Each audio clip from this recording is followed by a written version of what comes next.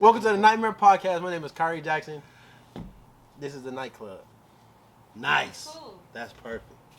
You know what I'm saying? Ray always want to club the director though. We would have got some candy.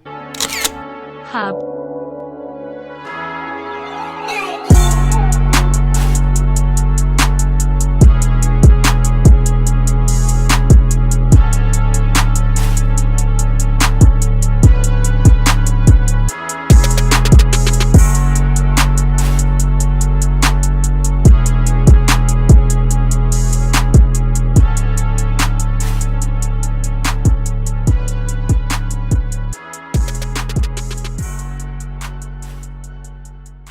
Welcome to the Nightmare Podcast. I go by KEEZY, and this is the NightCLUB. We're going to start the day off by asking these two guys Coach Ray. Ray Jack Jr. a few questions and on the upcoming season for the Nightmares football organization. So, starting off with Coach Ray, what is the Nightmares organization, or what do they do? Well, the Nightmares organization is a semi-pro team that works within the community with mentoring, counseling, welfare support, and just teaching life skills through playing football. So it's a semi-pro team, like we said, that competes in a league in Northern California called the CFAL. And what is your role within the My role, I'm the head coach and offensive coordinator for the Nightmares. Okay. What is your role within Nightmares organization, man? I'm just a corner. Just a corner? Yeah. All right. Are you good? I'm pretty damn good. And then what's your role in the Nightmare organization? Well, I'm mostly behind the scenes. You know, I do a lot for the Nightmares. Some of the design work with the uniforms came from me, helmets, a lot of that. I kind of oversee a lot of things within the organization.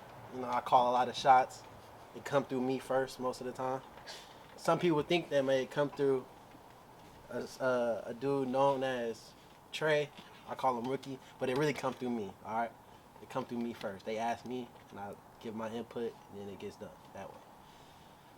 All right. So, what are you looking forward to in this upcoming season? Well, this upcoming season, it's already kind of starting off okay. We started off with our OTAs. It was really well supported.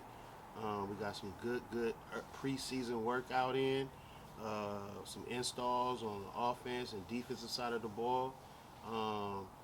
Hopefully this season we predict to do really well. What I mean by that is because of the early start, because of the participation in practice and the different things that we've been doing, I predict we do a lot better than what we have done in the past. So, I mean that offensively, we kind of struggled a little bit, learning the offense or establishing a cohesive group of offensive linemen. But I think that this season, since we did get the early start, since we did have great participation, and the learning curve went up this year, I think we'll do well. Okay. And for you, Mr. Corner Guy, how was OTAs for you this upcoming spring, fall and spring?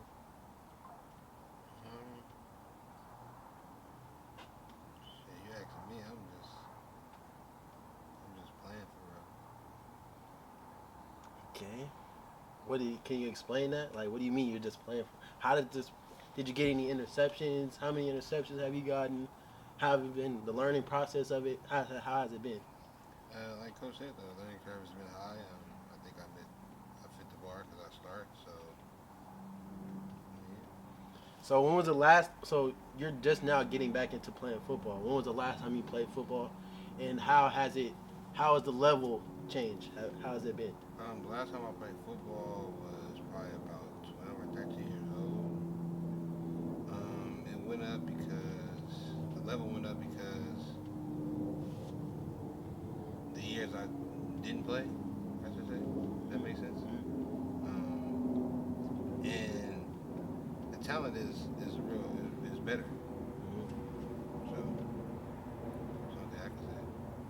Okay, if you had a prediction on how your season was going to go, I know some people don't like to put like numbers out there, but how would your numbers be? What do you think you're projected to like stat wise to get throughout this season Individually or as a team? by yourself? You said stats. Your stats. Well, my For the main season. goal is to get more interceptions than rookie for sure, and definitely more tackles than Rodney Washington. So, with that being a goal, you know. But if I could jump in, the process of learning, well, not the process of learning, but the process of getting back into playing football was he processed it and got it going pretty fast. As far as learning the defense and applying what he's learning while doing it, but he's done pretty well. He just realized though that to come back from not playing so many years of playing, that when you get hit, it hurt. Yeah, that shit's real. So it hurt, So he had to get used to that. The banging, the colliding is at a different level because it's grown men. It's 18 and older. And some of the guys that are playing and play college, some have played a little bit of pro. So a lot of the guys on our team has played at a high level. So you really gotta adjust physically to the level of play of getting hit and tackling. So to answer your question is, I probably did adjust. I would say I would give myself a C minus, C plus, and adjust it to the physicality. Now I know, so I mean, we'll see how the season goes. What are some things you think? What are some things that you think you're struggling with from an offensive standpoint currently? Well, we've been at it for about 3 or 4 years trying to understand the dynamics of the offense. So like, got a quarterback, and had the same offensive coordinator since he started. He wasn't a drop back quarterback. He was more of a scrambler, a runner, a QB counter type quarterback that runs the ball, can throw on a run, but they kind of used him in his career as just the scat back quarterback. So now he has to drop back, dissect or read the defense, and then make the correct throw. But there has been a tremendous upside. So hopefully this season it all comes together. It'll be our 4th year, as a team together. So hopefully this season he'll understand and be more dynamic, more prolific at his position as far as getting the ball to the receivers and making the right reads and making the right throws. I think he's gonna have a pretty good season. He has a supporting cast, which I know later on in the show we'll get into those particular players, but he has a collective of young men that can, if he get them the ball, they can make something happen. So I expect to have an exciting season, a high-scoring, exciting season. So you're talking about the quarterback. How do you feel about the other weapons on the offense? Who else are your weapons? I know you're losing one this season, but yeah, we losing the dynamic one. Who do you guys think you guys are going to step into that role and become that extra weapon on offense? Well, with the loss of Kyrie Jackson being in the offense, which is a two-way player that can play QB and also play receiver, you lose some of your impact offensively. But we have some weapons. You have Alex Baker, you have Ray Corbin, you have Tyrone Morgan. So you have some weapons that could not replace, but do well offensively for us this upcoming season. Okay. So for you, Ray, being a corner, as you said, you're a starter. So being a starting corner, how do you feel that would mentally about that, like about playing, being a starter and being a corner? Well, knowing what I know, because I've been around the team for as long as y'all been around the team, 4 years. You got pretty much the best defense, so it's not really hard to, fit in with a bunch of guys if you just play your role and do what you're supposed to do. You know what I'm saying? So I don't think it'll be hard for me to fit in as a starting corner with this already great defense that they've been having for the last 4 years. So. With that being said, defense being great for the past few years, is the addition of you going to help improve that tremendously, or how much of an improvement are you to the defense, do you think? Just because. Or any improvements at all, if anybody else on defense. I mean, I ain't going to be nothing huge, but I just feel like as far as, like, interception-wise, and because I was originally an offensive player, so, I still have offensive thoughts and stuff out there when I'm reading stuff, so I just think that I would be able to, you know what I'm saying, contribute. They ain't going to throw to Trey side, you know what I'm saying, so who they got to throw to? My side, so you feel me? Got to make sure we, you know what I'm saying, no fly zone like they already been. You feel what I'm saying? So it's not really that hard. I got to, like I said, do my job and hopefully just getting picks and pick sixes. Okay. So going into, I believe we have a scrimmage this week. How's your thoughts on that scrimmage? Well, you take scrimmages as scrimmages. I'm not trying to win no scrimmage. I'm just trying to evaluate the talent, see where we are right as of right now, because usually you just hitting each other, and then we know the plays, we know each other's plays, and, we kind of know what each other doing. So the aspect of being able to play in a scrimmage is great, because now you can see your team, see your strengths, see your weaknesses, you know what I'm saying, and then you can fairly evaluate your team if that's possible. I don't know what the Raptor Knights have, but hopefully we can get a good look, they get a good look, and then we can evaluate from there who's gonna play what, who can do what, who can't do it, who can't do something. So I think I'm just going into the scrimmage hoping that we can evaluate as much talent as possible, everybody get enough run, I hope we can understand what we're doing offensively and defensively. And of course, you want to be successful. You don't want to go out there and just be pussyfooting around, bullshitting, and that's when you get hurt and all kind of other things. It leads to all kind of other things. So hopefully, Saturday we can get out there and like y'all say, do y'all thing. Okay. And what are you looking forward to most in your first scrimmage back playing football? Just getting back out there, mainly the experience, and just seeing what I got to work on. I'm saying, like he said, it's the first time we going against somebody else, not knowing no plays, not knowing what their tendencies are. You got to, really sit there and really read and understand what's going on, what's coming at you. So I'm just looking forward to see what I got to work on after this. What are you guys are pretty good, y'all. You know what I'm saying, y'all doing pretty good, man. Coach, what are some coaches on any level are you looking for? Like, do you I would say admire, or like that you watch or listen to often? Yeah, that's a very, very good question, because it's kind of multiple. Since I've been studying and learning the air raid offense, it's a couple of coaches that run the air raid offense. I would have to say one would be Mike Shanahan and the Kansas City coach,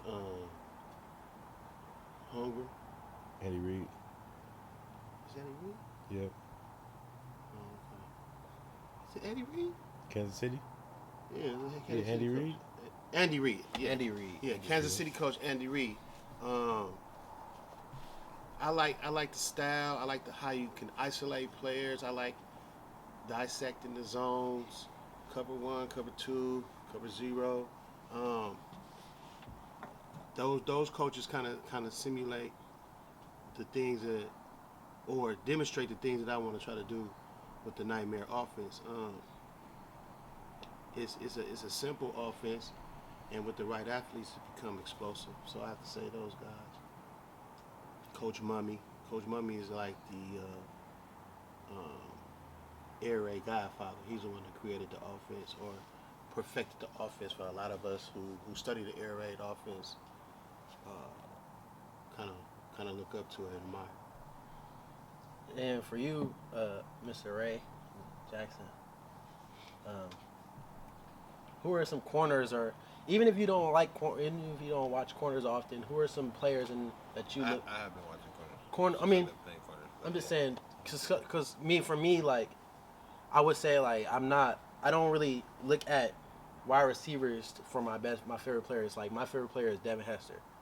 He's not really a wide receiver. He was a corner, special teams specialist. That's my favorite player. That's one of the players I looked at before any game. You know what I'm saying? Yeah. So I'm asking you, like, who's the players that you look at right now? Well, as of right now, I look at corners, so I've kind of been watching like Jair Alexander, Marshawn Lattimore, those type of guys. Cause I'm not really I wouldn't say I'm not a man corner, but I don't like going man for real. So I'm a zone type of guy. So, besides them being zone type of corners, what do you see in them that you see in yourself? Like, what do you? Cause they good at what they do. They good at covering. They good at when something is forced outside to them. They good at making tackles. And like I said, they good at doing what they do. They're DBs. They cover. You know what I'm saying? They don't let they target. They don't let they receiver get a lot of targets. You know what I'm saying? They shut down their side. Okay. So for you, on game days, what is your preparation like? How do you get going on your game day? Man, I probably get up in the morning and start with a cup of coffee that's spiked. Get my blood going, get my mind racing, and get ready to get to the field and be ready to go. But yeah, probably give me a cup of coffee in the morning. I listen to a lot of Mo 3, King Von, couple other songs that get me fired up, get me pumping. Then once I get to the field, I kind of just like unwind, walk the field, feel the atmosphere, feel the AstroTurf. If it's a grass field, I love grass fields. Smell the grass, especially when it's like early afternoon, the dew just getting ready to burn off. Just a great football feel and smell, you know. Then prior to the game, I kind of review my play cards. I kind of talk to my coaches and go over what we kind of like can do well in the game. You know what I mean? So then it's just game time. So there's a lot of music, probably that good coffee, a lot of music, and then just reviewing in my mind my players, my game plan, and the things that I'm gonna try to accomplish, during the game. And then hopefully I work on in my mind. I work on game management. That's a big thing now in football is game management. Knowing what times to call the timeout, going for it on fourth down, and different things like that. Just maintaining and running the overall function of the game is something I try to concentrate on before the game and try to put in my mind scenarios and things that might happen during the game so that I'll be prepared to make those calls or make those decisions or, have a good idea of what I want to do in certain situations. So that's kind of like my game preparation for the day. So I know nowadays a lot of coaching and a lot of places like NFL teams, college teams, they're basing their decisions off of analytics. How do you feel about the analytics thing? Well, I never had the opportunity to have any analytics around me. I just have a lot of eyeballs and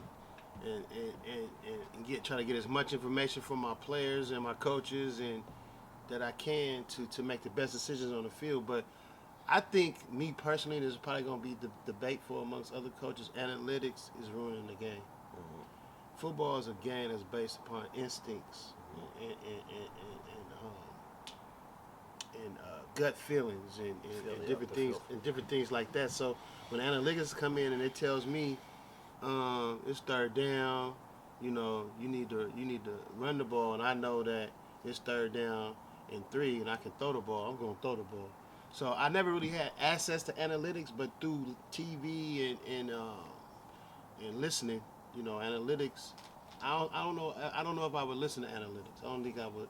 I would be one of those coaches that will receive that well, you know.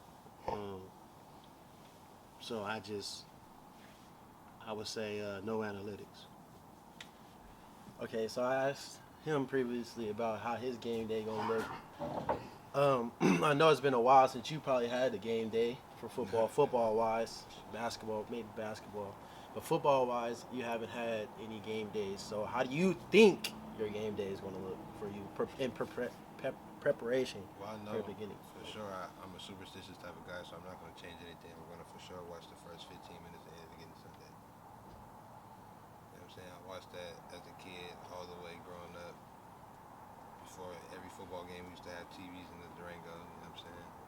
And I'm watching any given Sunday. First 15 minutes, they had number 55 with the goal advisor on. I'm jumping over something, cracking something. You know what I'm saying? So I think that's how I'm going to prepare. I'm going to watch that and then probably go watch Friday Night Lights and act like I'm Booby at corner. You feel me? So, Booby at corner. you know what I'm saying? Okay. And All then right, when you put Booby. Booby in. You feel Booby. me? Okay. You know what I'm saying? So that's how I'm coming. If you want to win, let Booby spin. Yeah. So a lot of you guys, they probably don't know too much about any given Sunday or Friday Nah, Night for Lights. sure don't know nothing about that. But those just go to movies. Well, I think that was gonna conclude the nightclub for today. Although I might not be here, we're gonna have multiple hosts on to come ask these guys some questions or check in with these guys, talk on the nightclub podcast. Thank y'all for watching. Peace.